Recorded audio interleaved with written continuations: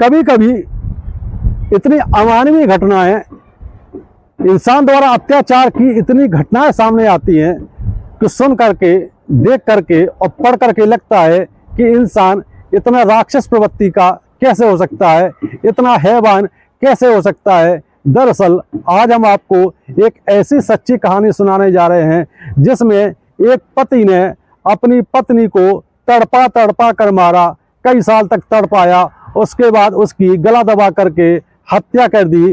गला दबाने से पहले उसके साथ बेरहमी से मारपीट की और जब गला दबा करके हत्या कर दी तो उसकी डेड बॉडी को कमरे में जो सीलिंग फैन लगा था उस पर टांग दी और टांगने के 1 से 1.5 घंटे बाद पुलिस को सूचित किया कि मेरी पत्नी ने फांसी लगा ली है। लेकिन पति ये भूल गया कि इस पूरे घटनाक्रम को उसकी जो 4 साल की बच्ची उसी बेडरूम में सोई हुई है, कथित रूप से सोई हुई है, वो आंखें बंद करके सोई हुई है, क्योंकि जब पति ने अपनी पत्नी की बेरहमी से मारपीट की तो वो बच्ची इतनी दहशत में आ जाती है कि वो आवाज़ तक नहीं निकाल पाती है।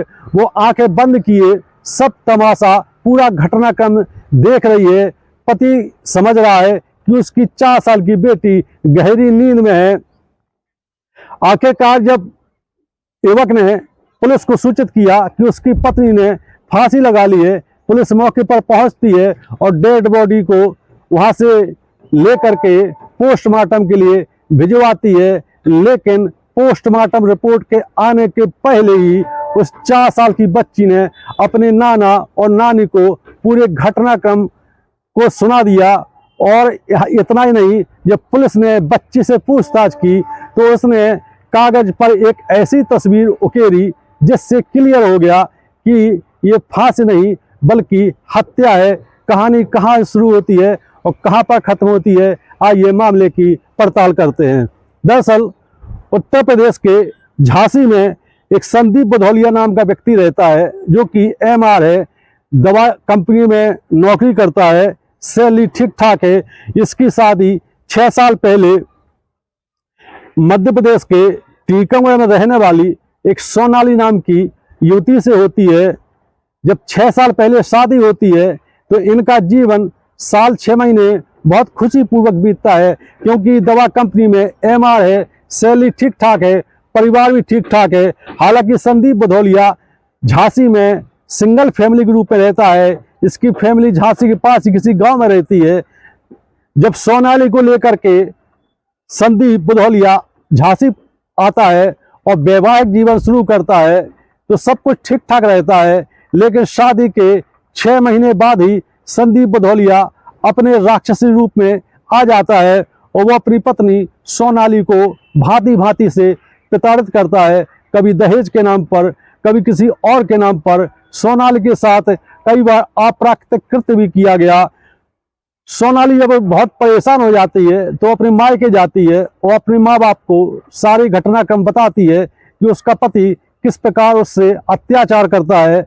माँ बाप ने अपने दामाद बाबू संदीप बुधौलिया को काफ़ी समझाया, कुछ उसको समझ में आ गया। उसके बाद सोनाली संदीप के पास, अपने पति के पास फिर पहुंच जाती है।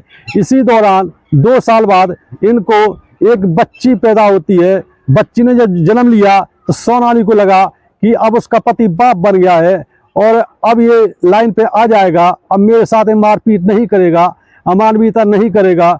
लेकिन सोनाली की ये भूल थी। संदीप बुधौलिया लगातार अपनी पत्नी सोनाली के साथ अत्याचार करता था। कोई दिन ऐसा नहीं जाता था जब सोनाली के साथ संदीप मारपीट ना करता हो। आखिरकार जब बच्ची 4 साल की हो जाती है तब भी संदीप बुधौलिया सुधरने का नाम नहीं लेता है। तो सोनाली को उसके माँ बाप अपने घर बुला लेते हैं टीकमगढ़, और अब वो तय करते हैं कि अब संदीप के साथ तभी भेजेंगे जब वो ये प्रॉमिस करेगा अच्छी तरह से कि वो अपनी पत्नी को, मेरी बेटी को, सोनाली को तरीके से रखेगा। लेकिन संदीप बुधौलिया के सिर पर खून सवार था। वो चाहता था कि सोनाली का रास्ते से हटा दिया जाए। इसके पीछे और क्या वजह हो सकती है, पुलिस इसकी पड़ताल करती है। ये घटना है 16 फरवरी 2025 की। 16 फरवरी 2025 को संदीप बुधौलिया ने सोनाली अपनी पत्नी को फोन किया जो कि एक शादी समारोह में अपने माँ बाप के साथ शामिल होने के लिए गई थी। संदीप ने अपनी पत्नी सोनाली को फोन करके बोला कि यदि तुम कल तक नहीं आती हो मेरे पास, मेरे अपने घर पर, तो ये समझ लेना कि हमारा तुमसे अब कोई रिश्ता नहीं है, तुमको फिर यहाँ पे आने की कभी कोई जरूरत नहीं है, ये घर तुम्हारे लिए नहीं है। ये सुन करके संदीप की पत्नी सोनाली घबरा जाती है। वो अपने पेरेंट्स को बताती है कि संदीप ने ऐसा ऐसा कहा। आखिरकार उसके पेरेंट्स अपनी बेटी सोनाली को उसके पति संदीप के पास भेज देते हैं।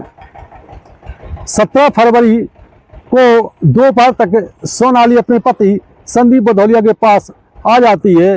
इसके बाद संदीप भदौलिया उससे फिर बाद में बात करता है, फिर उसके साथ मारपीट करता है और दोपहर में मारपीट करने के बाद कहीं निकल जाता है। लेकिन आज उसके सर पर खून सवार था। वो रात्रि में फिर घर आता है, शराब पी करके आया हुआ है। सोनाली बहुत दहशत में है, उसकी पत्नी डरी हुई है और उसकी जो 4 साल की बच्ची है वो भी बहुत दहशत में है कि पापा आएंगे और मम्मी को फिर मारेंगे, फिर मारपीट करेंगे। जैसे ही रात्रि में संदीप भदौलिया ड्रिंक करके शराब के नशे में चूर होकर के घर पहुंचा तो सोनाली ने खाना तैयार कर रखा था डिनर के लिए।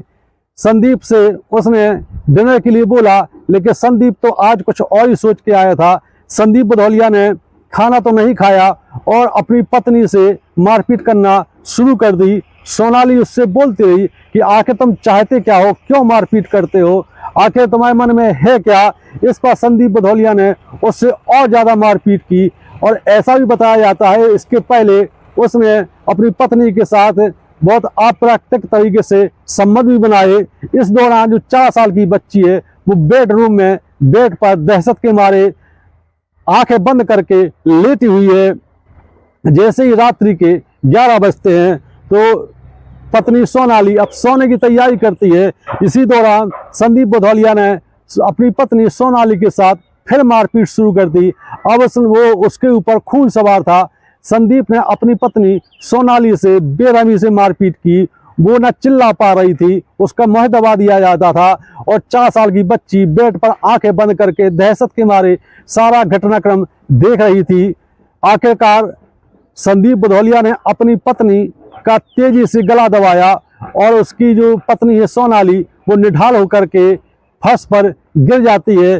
जब संदीप भदौलिया को ये क्लियर हो गया कि इसकी सांसें थम चुकी हैं तो संदीप भदौलिया ने अपनी पत्नी सोनाली की डेड बॉडी को वहां से उठाया और फर्नीचर नीचे कुछ और फर्नीचर रख करके उसको एक पंखे पर सीलिंग फैन पर डेड बॉडी को टांग दिया। इसके एक डेढ़ घंटे बाद वो सोचता रहा कि आखिरकार इस मामले को कैसे फांसी का सुसाइड का रूप दिया जाए। इसके बाद उसने करीब 1.5-2 घंटे बाद पुलिस को कॉल किया और बताया कि मैं अभी घर पर आया हूँ और घर के दरवाजे खुले हुए थे और जैसे ही मैं आया तो मैंने देखा कि मेरी पत्नी पंखे पर लटकी हुई है, उसने सुसाइड कर लिया है। घर में मेरी 4 साल की बच्ची भी है। जैसे ही पुलिस को सूचना मिलती है मौके पर पहुंचती है और डेड बॉडी को पोस्टमार्टम के लिए भिजवाती है।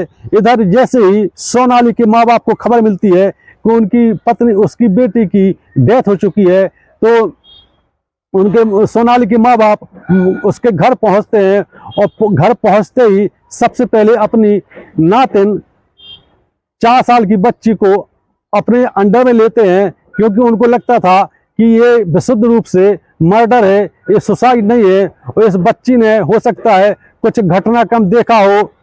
आखिरकार पुलिस ने जब डेड बॉडी को पोस्टमार्टम के लिए भेज दिया तो सोनाली के माँ बाप ने पुलिस से कहा कि पोस्टमार्टम रिपोर्ट के बाद तो क्लियर होगा कि ये हत्या है या आत्महत्या है, लेकिन हम लोगों को पूरी तरह से लगता है कि मेरी बेटी सुसाइड नहीं कर सकती है। उसका पति संदीप भदौलिया उसको बहुत प्रताड़ित करता था और ये विशुद्ध रूप से मर्डर है। आप एक एक एंगल से जांच कीजिए।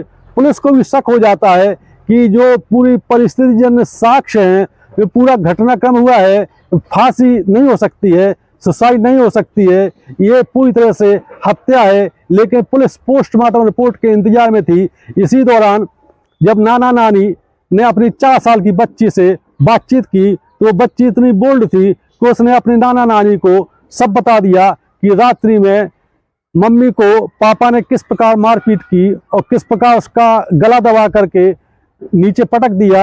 इसके बाद मम्मी को पापा ने पंखे पर टांग दिया। बच्ची का ये बताना था कि नाना नानी ने तुरंत पुलिस को फ़ोन किया।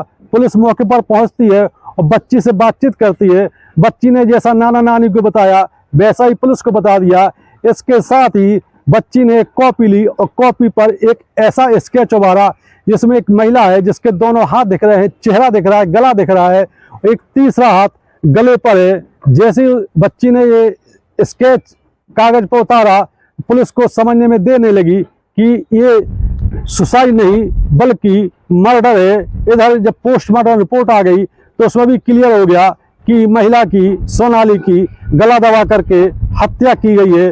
ये पुलिस ने संदीप बुधौलिया को हिरासत में लिया और सख्ती से पूछताछ की तो संदीप बुधौलिया ने पहले तो ना नुक्कड़ किया, सुसाइड ही बताया, लेकिन जब पुलिस ने सख्ती की तो संदीप बुधौलिया टूट जाता है और पूरे घटनाक्रम को वो बता देता है कि वो उसने ही अपनी पत्नी सोनाली का मर्डर किया और उसकी डेड बॉडी को सीलिंग फैन से टांगा।